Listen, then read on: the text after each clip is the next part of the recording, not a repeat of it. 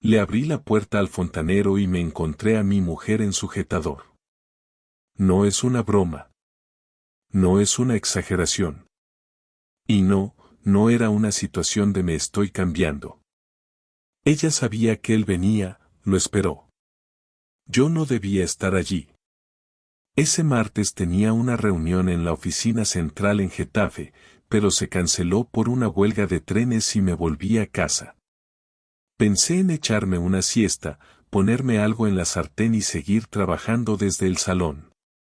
Al entrar, escuché risas en la cocina. No era raro oírla reír con su madre por teléfono o con algún programa tonto de la tele, pero esta vez era distinto, esa risa era más baja, más íntima, como la que solía reservarme a mí cuando empezábamos a salir. Entonces abrí la puerta y me encontré la escena. Ella, de pie junto al fregadero, riéndose con ese tipo con el uniforme azul, que por cierto no parecía tener mucha prisa en arreglar la caldera. En el respaldo de una silla había una camiseta suya. Ella tenía el pelo recogido como cuando salíamos a cenar, y esa ropa interior, ese conjunto de encaje rojo, solo lo había visto una vez, el día de nuestro 5º aniversario. No sabías que venía, dije, clavado en el umbral, sin saber si avanzar o darme la vuelta. Marina se giró como si de verdad no me hubiera escuchado entrar, aunque no lo creí ni por un segundo. Andrés. Pensaba que tenías reunión, empezó a decir, y en su cara vi ese reflejo de susto, esa fracción de segundo en la que una persona se da cuenta de que se le ha caído la máscara. El tipo, que no pasaba de los 30 y llevaba un tatuaje mal hecho en el cuello, ni se inmutó. Me miró con la calma de quien ha hecho esto antes. Esa seguridad suya me hirvió la sangre, pero más me dolió ver que Marina no se apresuraba a cubrirse ni a darme una explicación coherente. Se limitó a ponerse una camiseta del revés y a caminar hacia mí como si esperara que yo pidiera perdón por interrumpir. No pasó nada, dijo ella al fin, cruzando los brazos como si eso bastara. ¿Y eso qué es? ¿Una especie de entrevista para cambiar de fontanero? ¿Sin camiseta? ¿Con vino en la encimera?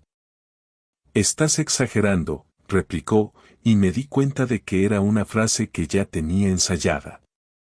No respondí. Caminé hasta el dormitorio, cerré la puerta, y me senté en la cama como si no supiera qué hacer con mis manos. Afuera, susurros. Luego una puerta que se cierra. Luego, más silencio. Me quedé allí, rodeado de nuestras fotos, de las sábanas que habíamos comprado juntos en las rebajas del Corte Inglés, y de ese olor que siempre tuvo el cuarto cuando era solo nuestro. Ella no vino a buscarme. No tocó la puerta. Y eso, más que cualquier otra cosa, me hizo entender que algo había muerto ya. Esa misma noche no dormí. Me quedé tumbado, con los ojos abiertos, sintiendo como cada rincón del cuarto me hablaba en voz baja, recordándome cosas que ahora ya no tenían ningún valor. Marina entró pasadas las 2, como si no tuviera nada que decir, como si yo no hubiera visto nada, como si no hubiera estado a medio metro del tipo que, probablemente, le conocía el cuerpo tan bien como yo. Se metió en la cama sin preguntar nada. Ni una palabra. Ni una excusa. Ni una explicación. Solo el roce de las sábanas y su espalda dándome la espalda. Esa fue su respuesta a lo que había pasado. Me pareció patético. Me levanté al amanecer y me fui a caminar. No tenía ningún destino, solo quería estar lejos de la casa.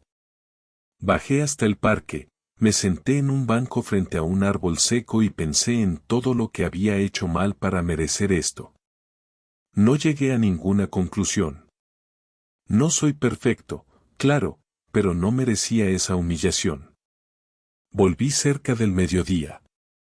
Marina estaba en la cocina, vestida como si nada hubiera pasado, preparándose una ensalada como si el día anterior no se hubiera reído en mi cara.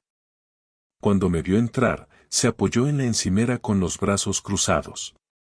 No dijo nada al principio. Nos miramos como dos desconocidos en una cola de supermercado.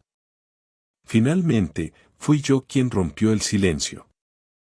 ¿Quieres explicarme qué coño fue eso de ayer? Ella suspiró, como si yo fuera un crío que le había roto el móvil y ahora tenía que fingir que no estaba enfadada. No pasó nada, Andrés. ¿De verdad? ¿De verdad me estás diciendo eso después de cómo te vi vestida, cómo reías, cómo él estaba en nuestra casa como si fuera suya? Él vino a arreglar la caldera. El vino fue idea mía, estaba siendo amable. Sí, estaba en ropa interior porque estaba cambiándome cuando llegó. Iba a ponerme algo, pero tú llegaste antes. ¿Y la camiseta del tío colgada en la silla? ¿También era parte de la instalación de la caldera? Ella se quedó callada unos segundos, miró al suelo y luego me volvió a mirar como si acabara de decidir que ya no le importaba convencerme. No es lo que piensas, dijo, pero esta vez sin fuerza, sin ganas. Era más una fórmula vacía que una defensa real. ¿Y qué pienso yo exactamente? Ilumíname. ¿Piensas que me acuesto con él? Y no es así. Entonces dime la verdad. No sé lo que quieres que diga. Las cosas entre nosotros no han estado bien desde hace meses. No hablamos. No salimos. No somos una pareja. Me paso el día sola en esta casa, y tú estás siempre en tu mundo. Así que es culpa mía. No he dicho eso. Sí, lo has dicho. Y si no lo dices con palabras, lo dices con esa forma de mirar, como si yo fuera el que rompió esto. Como si tú fueras una víctima y yo el verdugo. Es increíble. No tienes ni idea de lo que ha sido vivir estos últimos meses contigo. Te has convertido en alguien cerrado, aburrido, distante. Y no sé cuándo pasó, pero lo hizo. Y yo me cansé de esperar que volvieses a ser el hombre que conocí. Entonces lo buscaste en otro. Ella no contestó. Cogió el bol de la ensalada, se sentó en la mesa y empezó a comer. Yo la observé en silencio, sin saber si debía gritar, llorar, reírme o salir corriendo. En ese momento entendí que, pasara lo que pasara, ya no éramos lo que fuimos. Algo se había roto y no tenía arreglo. Subí al dormitorio, cerré la puerta y empecé a revisar su ropa, sus cajones, sus cosas. Buscaba algo. No sabía el qué. Tal vez pruebas, tal vez una señal de que todo esto era una pesadilla. Encontré su portátil, que casi nunca usaba. Lo abrí. No tenía contraseña. Rebusqué en sus carpetas, en sus correos, en su historial. Al principio nada. Luego, encontré una carpeta en descargas con fotos. Ella y el tipo. En un bar. En la playa. En una terraza. Sonriendo. Abrazados. En una, él le besa el cuello. En otra, ella le toca la cara como solía hacerme a mí cuando me decía que me quería. Mi estómago se revolvió, no por la imagen, sino por la certeza. Me había mentido. Me lo había dicho a la cara, sin pestañear, y era todo falso. Guardé las fotos. Las pasé a mi móvil. Salí del cuarto sin decirle nada, bajé las escaleras y ella seguía comiendo como si estuviera sola. No me miró. No me preguntó qué hacía. No se molestó en fingir interés. Nos vemos esta noche, le dije. No sé por qué. Supongo que por costumbre. Ella asintió sin levantar la vista. Ese gesto, ese movimiento leve con la cabeza, me confirmó que todo se había acabado aunque ninguno lo hubiera dicho en voz alta. Esa tarde no volví al trabajo. Me subí al coche sin saber a dónde ir, y acabé en el bar de Javi, un sitio que solíamos frecuentar al principio, antes de que todo se complicara. Pedí una cerveza, me senté en la mesa del fondo y saqué el móvil. No dejaba de mirar las fotos, una y otra vez, como si fueran a cambiar, como si en algún momento la imagen me dijera que estaba equivocado, que no era Marina, que todo era una broma de mal gusto. Pero no era así. Era ella, con ese tipo que había entrado en mi casa, con esa sonrisa que yo no había visto en meses. Mientras bebía, pensaba en lo absurdo de todo. Había trabajado tanto por tener una vida tranquila, por mantener la casa, pagar los recibos a tiempo, no fallar como marido, y al final, todo eso no había servido para nada. La traición no era solo lo físico, ni siquiera las mentiras. Era el desprecio, el abandono, el no sentir que importas lo más mínimo. Cuando llegué a casa eran casi las 10. Marina estaba viendo una serie en el salón, descalza, con una manta en las piernas. No me miró cuando entré. Yo tampoco dije nada. Subí directamente, abrí el armario y empecé a sacar ropa. Necesitaba pensar, poner distancia, encontrar algún lugar donde poder organizar mis ideas. Cuando bajé con la mochila al hombro, Marina pausó la serie y me miró con cara de extrañeza. ¿Te vas a algún sitio? Sí, necesito estar solo unos días. ¿Vas a casa de tu madre? No, ya veré. ¿Y vas a irte así, sin hablar, sin intentar solucionar nada? ¿Tú quieres solucionarlo? No lo sé, pero no me parece bien que te vayas como si yo fuera la única culpable de todo esto.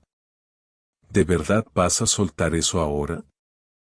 Andrés, tú también has cambiado, no eres el mismo desde hace mucho. Esta casa es una tumba. Me paso los días sintiéndome invisible. Y tú ni te das cuenta. Claro, y la solución era meterte con el primero que te sonriera, ¿no? No fue así, joder. Las cosas no son tan simples. Pues explícamelo. Estoy aquí, con una mochila llena de ropa y las fotos de tu amante en el móvil. Dime cómo funciona eso. Ilumíname. No es mi amante. Fue un error. Uno que no debí cometer. Pero estaba sola, Andrés, jodidamente sola, aunque durmieras a mi lado cada noche. No me vengas con eso. No estábamos bien, sí, pero eso no te da derecho a hacer lo que hiciste. Si tan sola estabas, podías haber hablado, podías haber pedido ayuda, podías haber dicho algo. Te dije muchas veces que necesitaba más de ti. Que no bastaba con estar en casa y traer dinero. Te lo dije, pero nunca escuchabas. Y tú nunca preguntaste si yo estaba bien. Te creías la única que sufría. Me maté trabajando para que no te faltara nada, para que tuvieras todo lo que querías, y cuando volví a mirar, ya no estabas. Estabas ahí, pero vacía, como si te hubieras ido sin moverte del sitio. ¿Y ahora qué? ¿Te vas y ya está? Ahora voy a tomarme un tiempo. Y tú vas a pensar qué quieres hacer. Porque si esperas que me quede aquí fingiendo que no vi nada, estás equivocada. Andrés. No me llames como si te importara. Me fui. Me subí al coche y conduje sin rumbo. Terminé en el piso de un compañero del trabajo que se había separado hacía poco. Me dejó el sofá, no hizo preguntas, me ofreció una cerveza y me dijo que tenía mantas limpias en el armario. Esa noche no dormí mucho, pero al menos estaba lejos. Al día siguiente llamé al trabajo y pedí unos días. Necesitaba espacio, tiempo, claridad. Lo primero que hice fue imprimir todas las fotos. No para mostrarle a nadie, sino para tener claro que no me lo estaba inventando, que no era un malentendido, que no estaba exagerando. Las guardé en un sobre y lo puse en mi mochila. Durante 3 días no le escribí a Marina. Ella mandó un par de mensajes, preguntando si estaba bien, diciendo que no quería perderme, que había cometido un error. No respondí. Necesitaba saber si realmente sentía algo o si era solo miedo a quedarse sola. El cuarto día volví a casa por unas cosas. Ella estaba en la cocina, sentada a la mesa, con una cara que no le había visto en mucho tiempo. Había estado llorando. Cuando me vio, se levantó y vino hacia mí despacio. No quiero que esto termine así, dijo. Yo tampoco. Pero no sé si hay algo que salvar. Dame una oportunidad de arreglarlo. Por favor. ¿Y si no puedo volver a mirarte sin recordar esas fotos? No te pido que lo olvides, te pido que me dejes demostrarte que me arrepiento. No me convence tu arrepentimiento. Me convence lo que haces, no lo que dices. Entonces dime qué hacer. De momento, nada. Déjame tiempo. Y si realmente quieres demostrar algo, empieza por ser honesta, sin excusas. Nos quedamos en silencio. Yo con las llaves en la mano, ella con los ojos fijos en el suelo. No había nada decidido. Solo había una pausa. Durante los días siguientes hice lo contrario de lo que había hecho toda mi vida, me alejé de cualquier responsabilidad emocional, no respondí llamadas de mi madre ni de mis amigos, no volví al trabajo cuando me tocaba. No quise ver a nadie. Me encerré en el piso de Nacho, que solo aparecía por la noche y apenas hablábamos. A veces me dejaba comida en la encimera o una cerveza fría en la nevera, sin decir nada, como si entendiera perfectamente que yo no quería explicaciones ni consuelo. Yo tampoco le pedía nada. Durante las horas muertas, repasaba cada conversación con Marina desde el último año, intentando encontrar señales, algo que se me hubiera escapado, alguna palabra que me hubiera alertado. Pero siempre acababa volviendo a la misma imagen, ella en ropa interior, ese tipo mirándome con desdén, y su voz diciendo que no había pasado nada. Me ardía la sangre solo de pensarlo. La decisión la tomé un martes por la mañana, después de una noche sin dormir. Me levanté del sofá, me duché por primera vez en 3 días, me puse ropa limpia y caminé hasta la comisaría. No para denunciar, sino para hacer una consulta. Pregunté cómo funcionaban las órdenes de separación de bienes en caso de divorcio, qué pasos debía seguir para iniciar un proceso legal. Me dieron un número de teléfono, una hoja con instrucciones y la dirección de un abogado de oficio. No me hacía falta, pero lo agradecí. Luego fui al banco, pedí los extractos de nuestras cuentas conjuntas y abrí una cuenta a mi nombre, transferí la mitad de los ahorros, ni un euro más.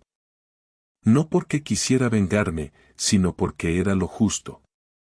También cambié la contraseña de mi móvil y eliminé su acceso a mis correos. No tenía intención de hablar con ella ese día, pero necesitaba preparar el terreno. Lo siguiente fue alquilar un buzón postal y contratar a un cerrajero. Pedí cita para el viernes por la tarde. Cuando volví al piso esa noche, Nacho me miró como si notara algo diferente. ¿Has comido algo hoy?, me preguntó. Sí, un bocadillo en el bar de la esquina. Pareces más tranquilo. Estoy preparando todo. ¿Vas a volver? Sí, pero solo para terminar lo que tengo que hacer. ¿Y después? No lo sé. Pero no pienso quedarme a ver cómo se destruye todo mientras me dicen que no ha pasado nada. Al día siguiente imprimí una copia de las fotos, otra del historial de mensajes que logré sacar de su portátil, y una lista con fechas en las que ella había dicho que tenía planes con amigas o que iba a trabajar hasta tarde. Comparé todo con los movimientos bancarios. Era evidente. Había pagos en restaurantes, hoteles, y ninguno coincidía con mi presencia. Me tomé el trabajo de imprimirlo todo. No para llevarlo a juicio, sino para devolvérselo. No quería gritar, no quería destrozar la casa, no quería pelearme. Quería que ella se sentara y lo viera todo junto, como lo había visto yo. Llegó el viernes. Fui por la tarde al piso. Marina estaba en casa. Me abrió la puerta con cara de sorpresa. No le había avisado. ¿Qué haces aquí? Tenemos que hablar. ¿Ahora? Sí, ahora. Entré sin pedir permiso. Ella me siguió, cerrando la puerta detrás de mí. Fui directo al salón, dejé la carpeta sobre la mesa y me senté en el sofá. Ahí tienes todo, dije mientras ella se acercaba. ¿Qué es? La verdad.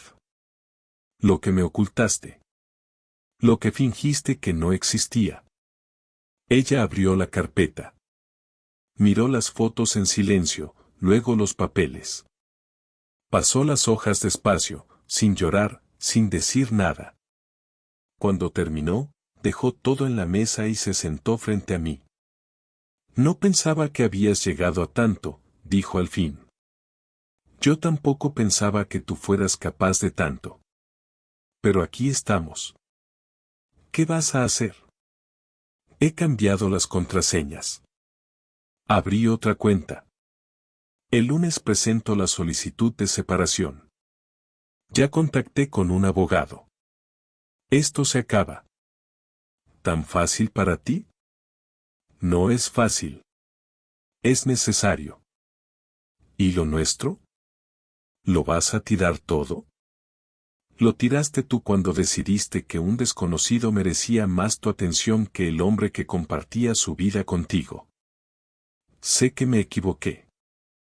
Te equivocarías una vez. Esto fue una decisión. Repetida. Planeada. ¿Y tú no tienes parte de culpa? Sí, por quedarme cuando ya no tenía sentido. Pero eso se acabó. Nos quedamos en silencio. Luego me levanté y fui a la puerta. Hoy vendrá un cerrajero. Vas a tener tus cosas, tu espacio. Pero esto ya no es tu casa. Es solo una vivienda hasta que resolvamos todo. No me busques más. Ella no contestó. Se quedó sentada, mirando las hojas como si pudieran ofrecerle una salida.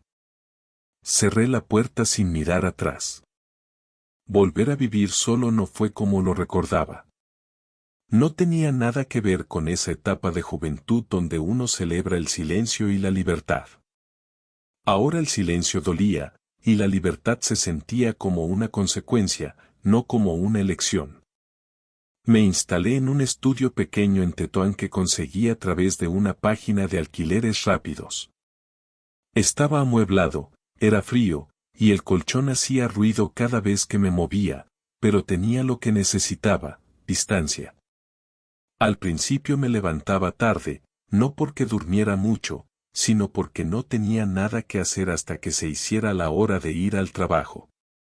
Me duchaba, comía lo que encontraba, caminaba hasta la oficina, pasaba el día fingiendo que me importaba lo que decían los compañeros, y volvía al estudio deseando que se hiciera de noche otra vez.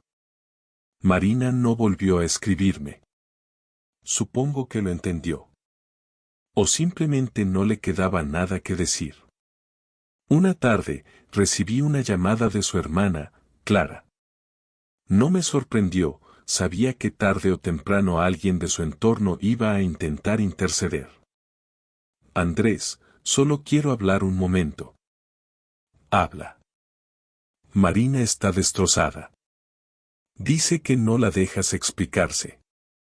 Tu hermana tuvo muchas oportunidades para explicarse, pero prefirió mentirme. Lo sé, no te lo discuto, pero hay cosas que pasaron por algo. No quiero justificarla, solo quiero que sepas que está muy mal. ¿Tú sabes lo que es despertarte cada día con la imagen de tu mujer abrazando a otro? Imagino que no. Entonces, por favor, no me pidas paciencia ni comprensión. Ya di todo lo que tenía que dar. ¿Y los años que pasasteis juntos? ¿No valen nada? Sí, valen. Me enseñaron a no confiar a ciegas. A no dar todo por hecho. A mirar más de cerca. Me enseñaron, Clara, pero también me rompieron. Y con eso tengo bastante. Colgó sin responder. Lo agradecí. No quería más discursos ni consejos. Lo único que me mantenía cuerdo era saber que, aunque me dolía, estaba haciendo lo correcto. Me estaba defendiendo. Esa semana volví a casa una última vez. Habíamos quedado para hablar de la división de las cosas. No era una conversación agradable, pero necesaria.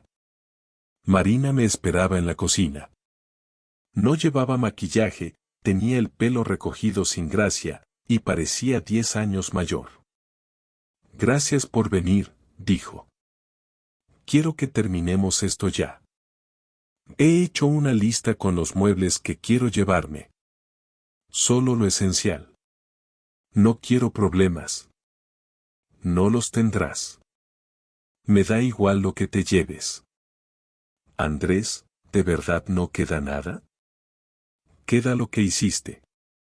Y eso no desaparece con una conversación amable. No lo hice para hacerte daño. No lo hiciste para evitarlo tampoco. Yo, me perdí. Sentía que no era nadie. Él solo me hizo sentir vista, nada más. ¿Y ahora qué? ¿Vas a quedarte con él? No. Lo dejé. ¿Por mí? Por mí. Porque me di cuenta de que no valía la pena. Que lo nuestro, aunque esté roto, era real. Con él solo era una distracción. Un error enorme. Me alegra saber que ahora lo ves. Pero ya no me sirve. No me repara. No me cura. ¿Y si empezamos de cero? No puedo. Me costó demasiado levantarme. Y no estoy dispuesto a volver a caer. ¿Tú no hiciste nada mal? Sí. Me alejé. Dejé de hablar. Me refugié en el trabajo. Pero no fui desleal. No rompí el pacto. No mentí. ¿Crees que no me arrepiento cada día? No me importa. Porque el arrepentimiento llega tarde. Siempre llega después del daño. Y a mí ya me destrozó. No hubo gritos, ni reproches. Solo dos personas enfrentadas por una verdad que ya no podía esconderse. Firmamos el acuerdo. Ella se quedaría con el coche y algunos muebles. Yo me quedaba con el piso, que estaba a mi nombre. No había mucho que discutir.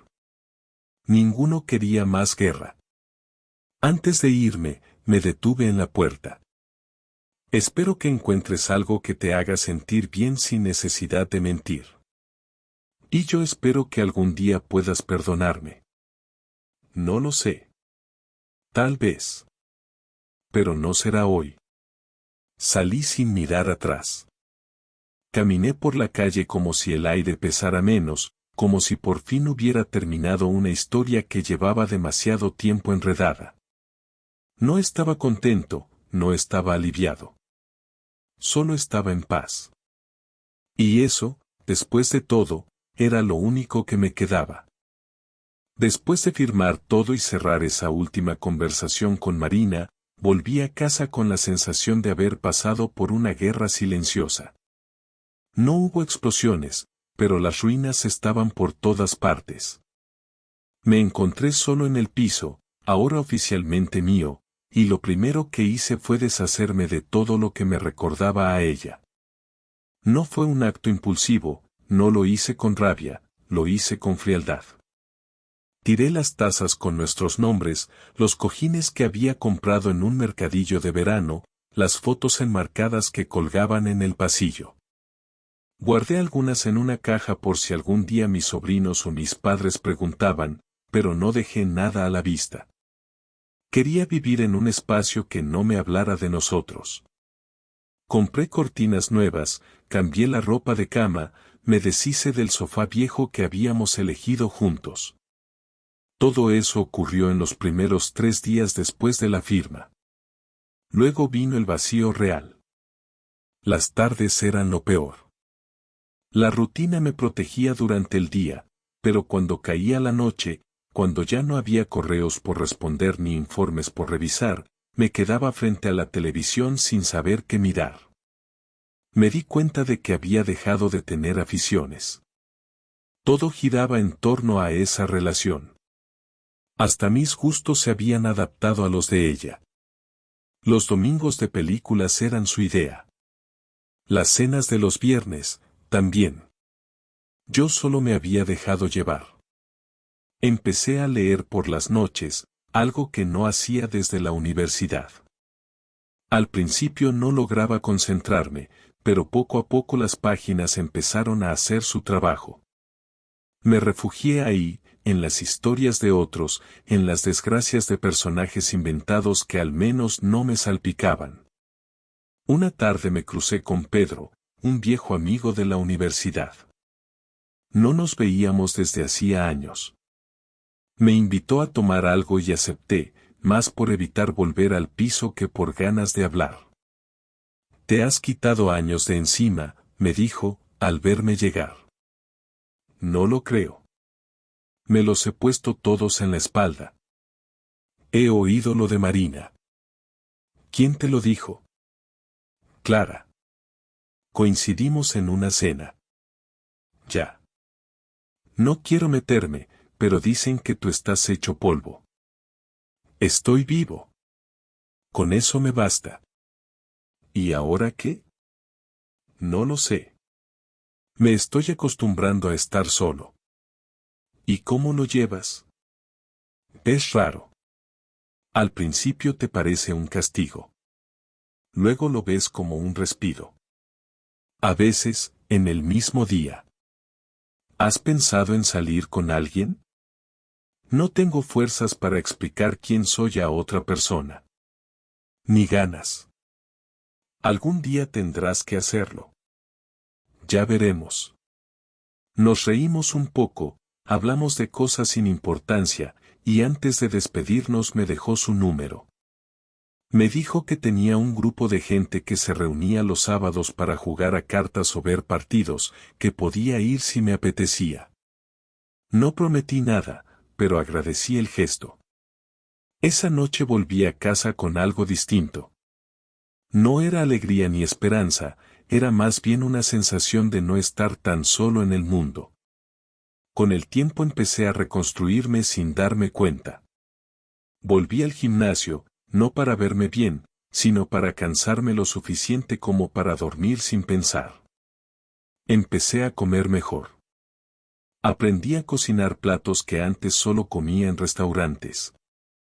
Redescubrí la música que me gustaba antes de conocer a Marina. Cambié mis rutinas. Hacía la compra en otro supermercado, tomaba café en otro bar, caminaba por calles distintas. No porque quisiera borrar todo, sino porque necesitaba nuevos espacios para llenar de recuerdos que fueran solo míos. Una tarde, meses después, recibí un mensaje de Marina. No era largo. Solo decía, espero que estés bien. A veces te echo de menos. Lo leí 3 veces y no respondí. No porque me creyera por encima de ella, sino porque entendí que ese mensaje no buscaba reconectar. Era solo una forma de aliviar su culpa. Y yo ya no tenía interés en participar de eso. Hoy, cuando la gente me pregunta si estoy bien, digo que sí. No miento. Estoy bien. No como antes. Mejor que antes, en cierto sentido. Porque ahora me pertenezco. Porque sé que, aunque me costó, elegí el camino que me hacía respetarme. La herida sigue ahí, pero no sangra. Solo molesta cuando hace frío, como una cicatriz mal cerrada. Pero me recuerda lo que viví. Y eso también es parte de mí. No volví a saber nada de ella. Supongo que rehizo su vida, o lo intentó. Yo no volví a buscarla, no pregunté por ella. No por orgullo. Por paz. Y si algo he aprendido de todo esto, es que uno puede perderlo todo y seguir en pie. Tal vez más solo, tal vez más duro. Pero también más claro. Más dueño de sí mismo. Y con eso, basta.